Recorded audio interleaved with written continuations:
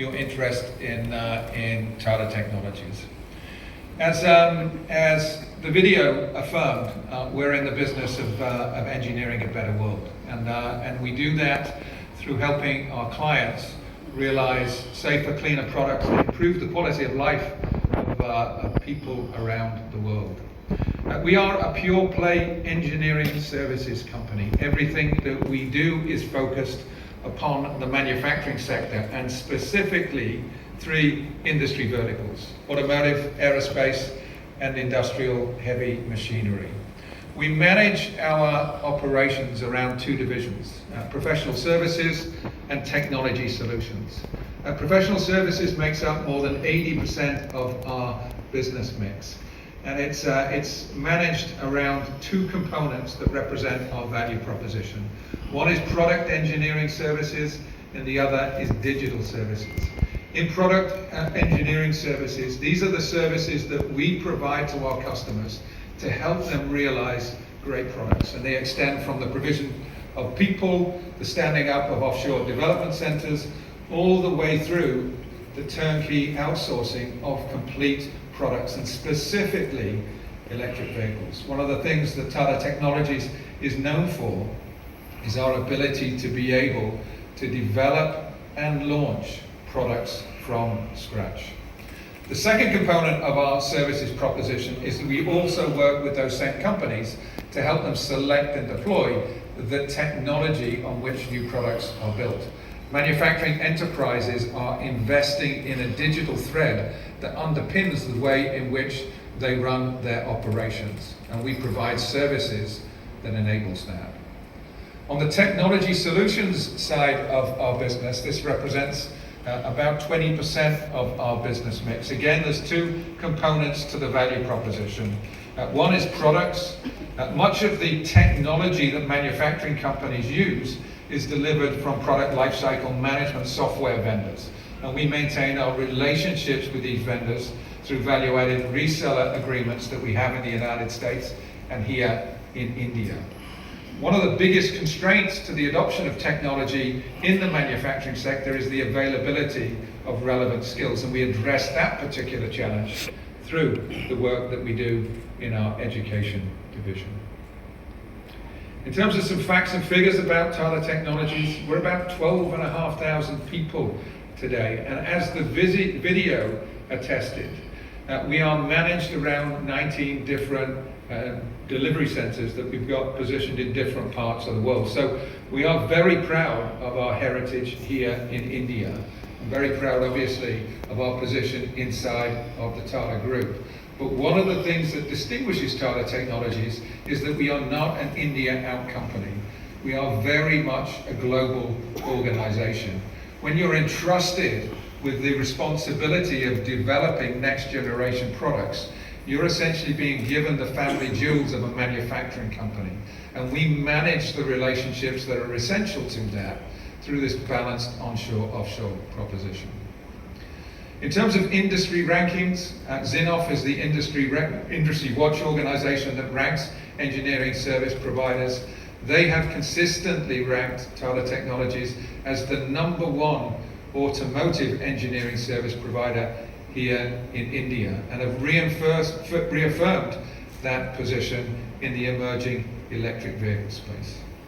In terms of revenues, last year we delivered $547 million of revenue. In the first 6 months of this year, we've delivered $306 million of revenue. Last year, our operating margins were 18.6%. We are debt-free, and we have a very healthy cash position on our balance sheet. If we look at the history of our company, the history can be divided into 3 phases that define our evolution. The company was formed here in India in the mid-80s through the partial outsourcing of engineering and IT at Tata Motors. That company bought a company in 2005, Incanton International, that was a publicly listed company on the London Stock Exchange, and the rationale for the acquisition was to take the capacity and the capability that was assembled here in India and position that against the customer base and the onshore capabilities that Incat had assembled in Europe and in North America. That was the first phase of the company's history and evolution. The second phase coincided with the completion of the post-merger integration activities, which subsequently coincided with the acquisition by Tata Motors of JLR.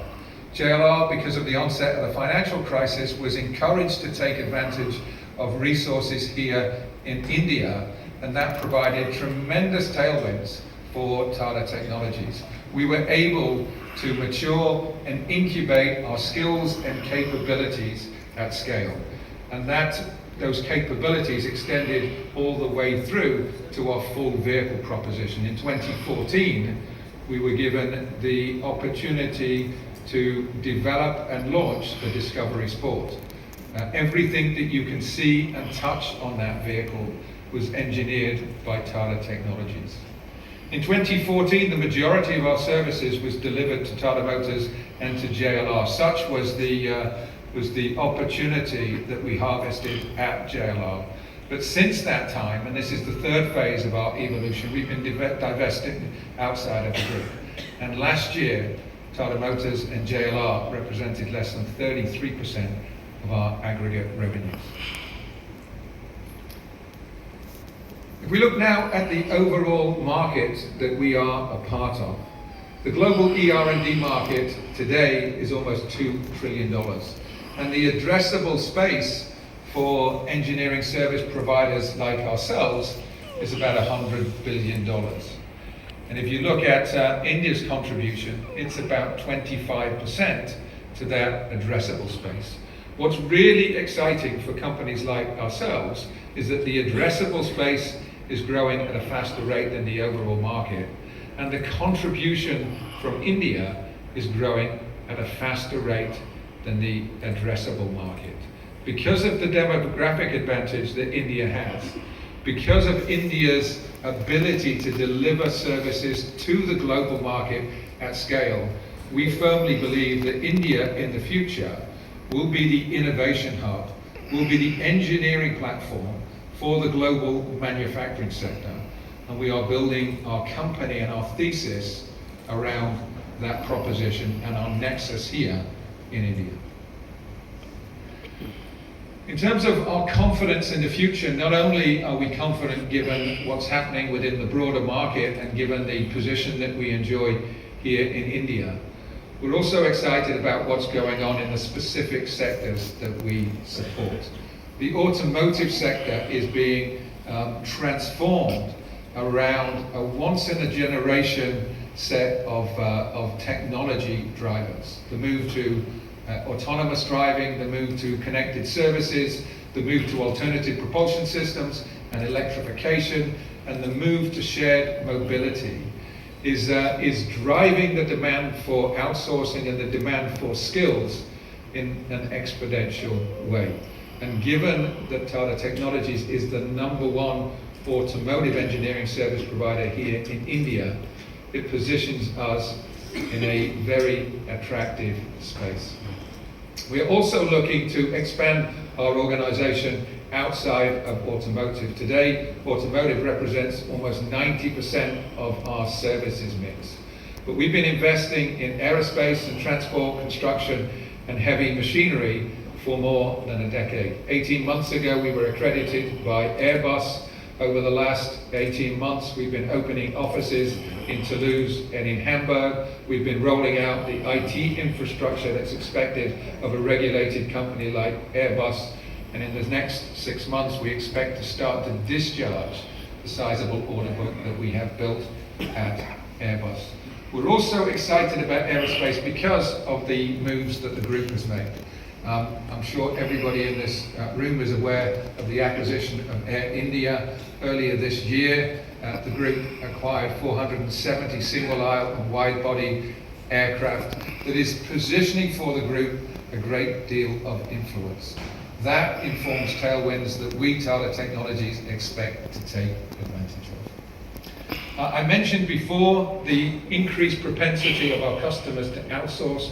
One of the drivers for that is that the clock speed of technology change continues to accelerate. It's very difficult for a manufacturing sector that has been traditionally focused upon the manufacturing or the mechanical product. It's very difficult for that set of customers to keep up.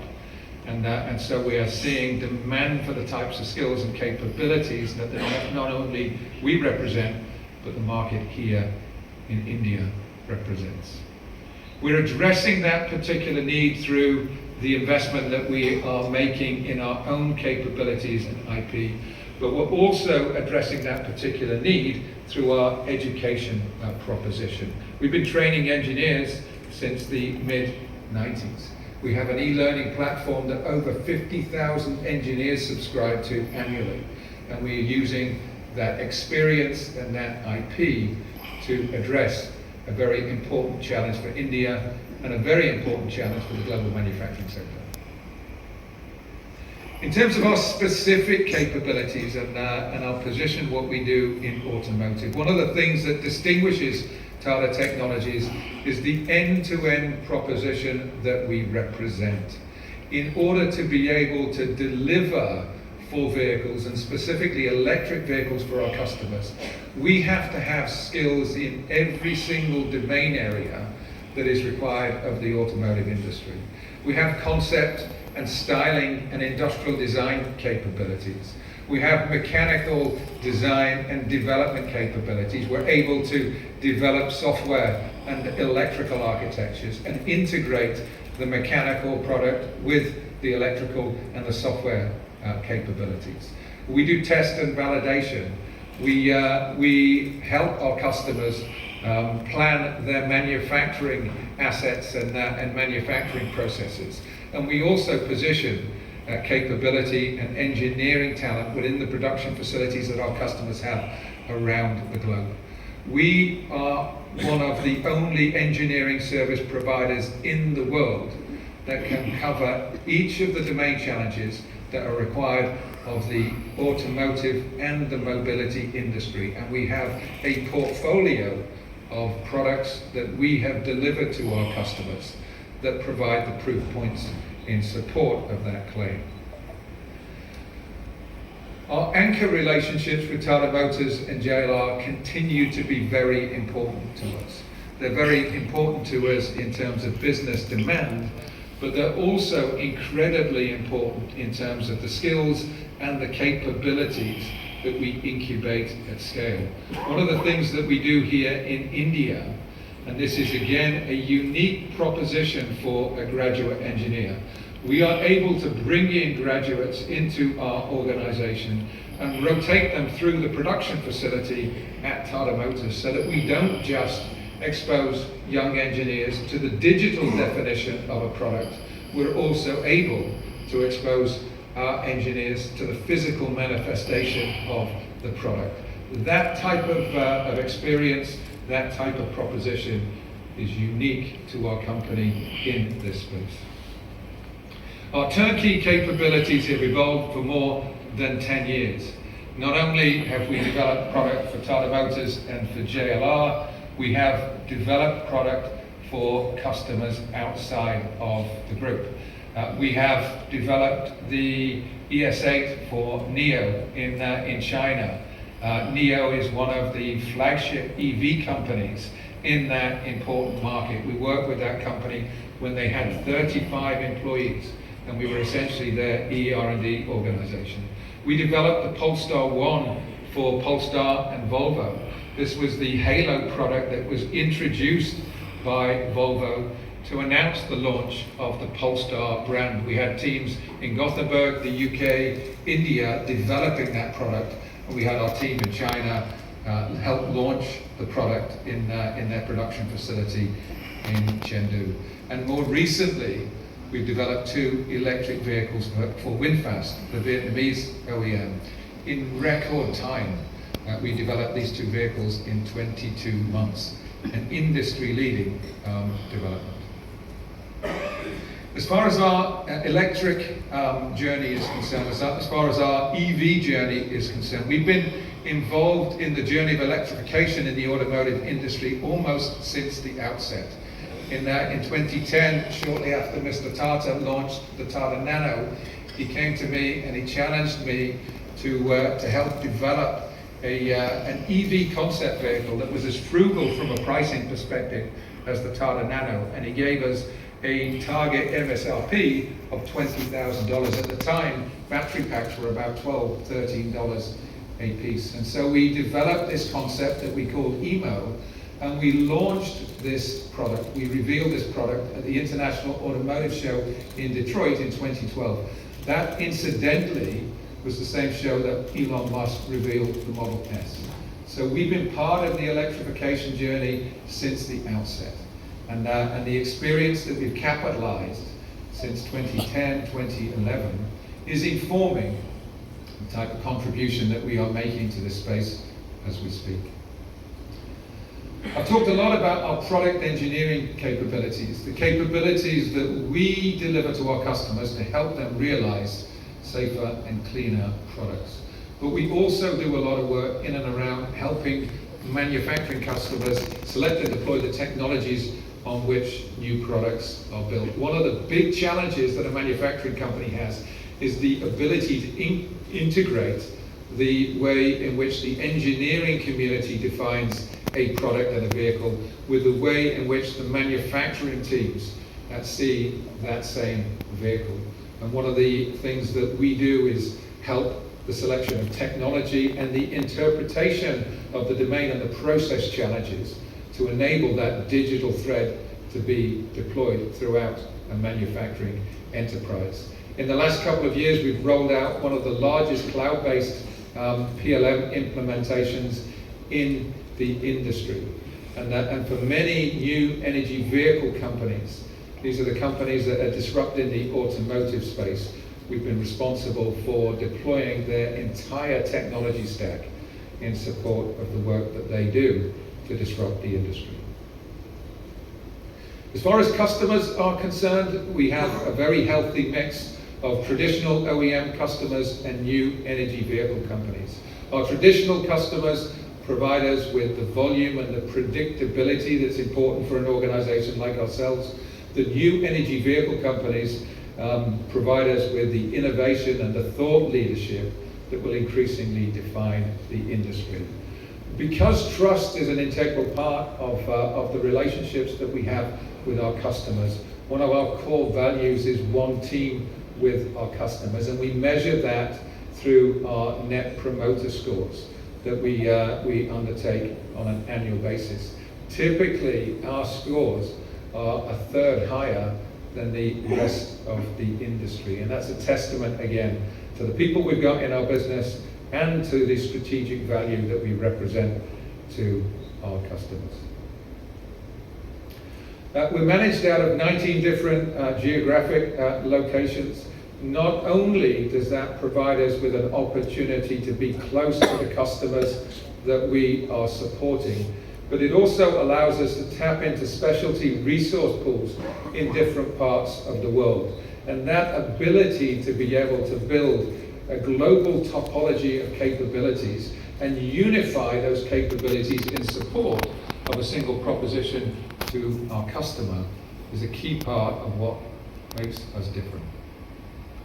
We have a leadership team that's incredibly experienced. Every single one of the leaders that make up the executive leadership of Tata Technologies has more than 20 years experience either with an OEM or in the engineering service provider marketplace. And in terms of our strategy, one of the things that we are very, very excited about is not just the platform and the swim lane that our market provides us. It's the increasing contribution that our strategy is making to our growth. You know, we are working very, very hard to diversify our client mix. We're working very hard to go deeper and wider to add value to the customers that we are working with. As the industry pivots and is looking to bring in more and more of a contribution from organizations like ourselves, that will inform a significant part of our growth. We're also looking to identify top R&D spenders that have the ambition to grow with us. We are investing in hunting capabilities from a business development perspective that are targeting the most progressive organizations, not just in automotive, but in aerospace and transport, construction, and heavy machinery. We're investing very heavily in the capabilities that are increasingly relevant to the manufacturing sector, and specifically in areas like software-defined vehicles and embedded electronics, and also the digital skills that will continue to differentiate us in terms of the work that we do to help manufacturing companies leverage technology to the way in which they optimize their operations.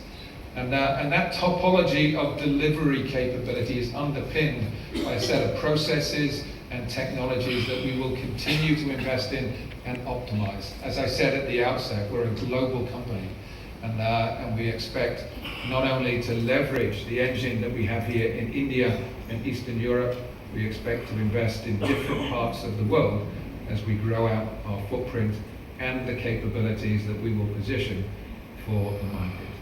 And growing skills continues to be an integral part of our purpose and our responsibility in terms of fulfilling the values of the Tata Group. And so not only are we building skills inside of our organization, not only are we commercializing the development of skills in both the public and private sector, but we feel a mission to continue to prioritize that responsibility as it pertains to the type of skills and capabilities that the market, the manufacturing market globally, will continue to require. With that, I will hand it to Savita and have Savita run through the numbers.